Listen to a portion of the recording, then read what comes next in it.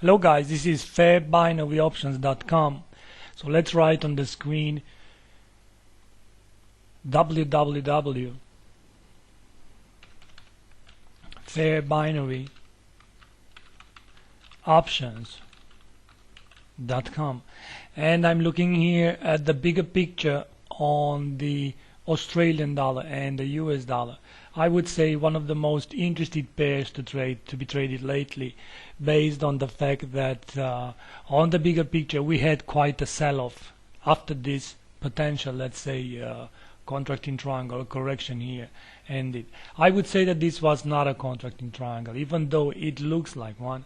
I would say that most likely this is why I would like to show you this daily chart. I would say that this is a classical ABC. Then you have an X wave to the upside, a strong X wave, and of course ending with another A and the B and the C, and this is being called just a double three or a complex corrective wave for this pattern. Now anything starts from this moment on to the downside. I would say that from the beginning, or from this moment of time here,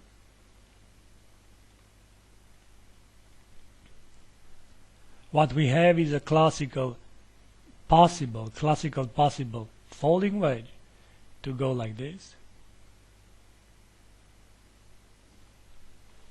And if that is the case, then I would say the 1 and 2 and the 2 to 4 trend lines are the ones to guide the pair or the currency pair. Now if you take this trend line here and you put it like this, you are seeing that it is broken but not retested.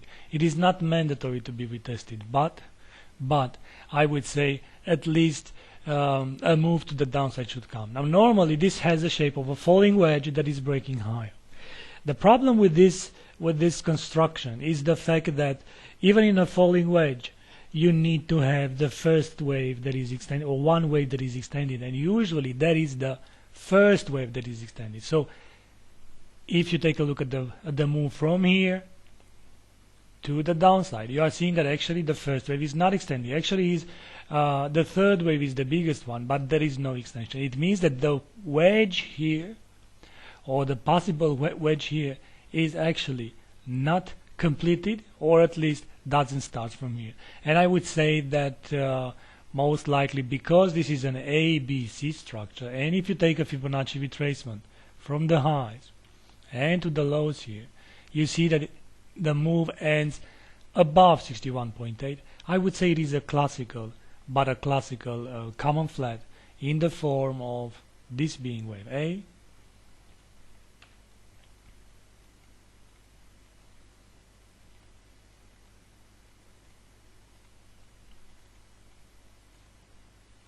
and of course this to be the B wave,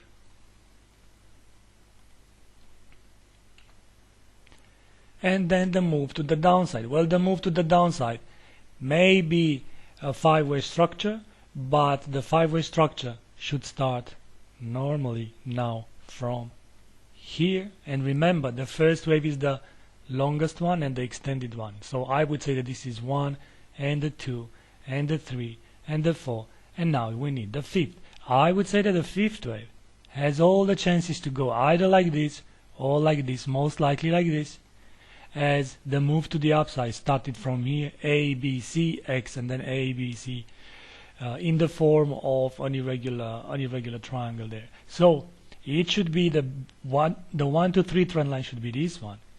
Then the 2 to 4 trend line should be this one.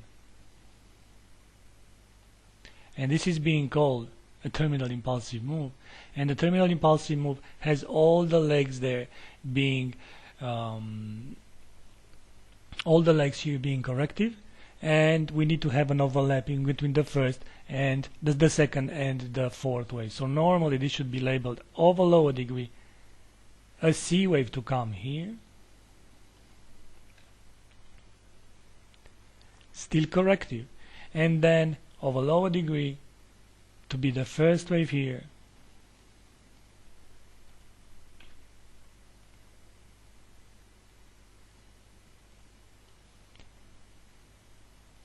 the second wave here, the third wave to the downside,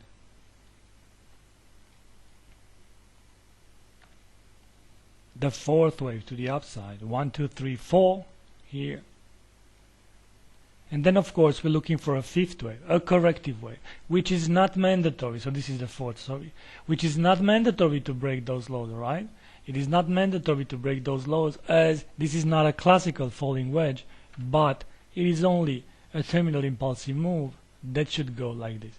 Now luckily we have some time constraints here, in the sense that this flat looks like a common flat, and the common flat has some time requirements, in the sense that the B wave there is telling us the moment that the C wave is going to end. It remains to be seen, but going into next week, even though this is a daily chart and all these candles here are days, I would like to go and buy put options, of course with end of week expiration date, and we'll do this all the way to the downside into the 0.90 again. It is not that far, you might say 300 pips. I'm not saying it's going to count 300 pips on the next week, but it's not looking good for the AUDUSD. So let's write on the screen.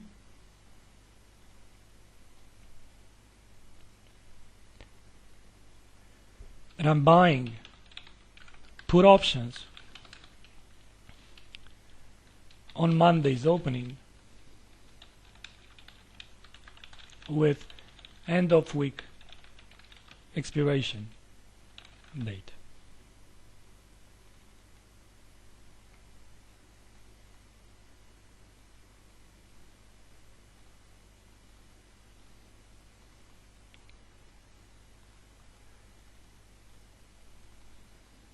Thank you very much for being here. This is binary fairbinaryoptions.com, and we are just looking for a fifth wave in a possible common flat.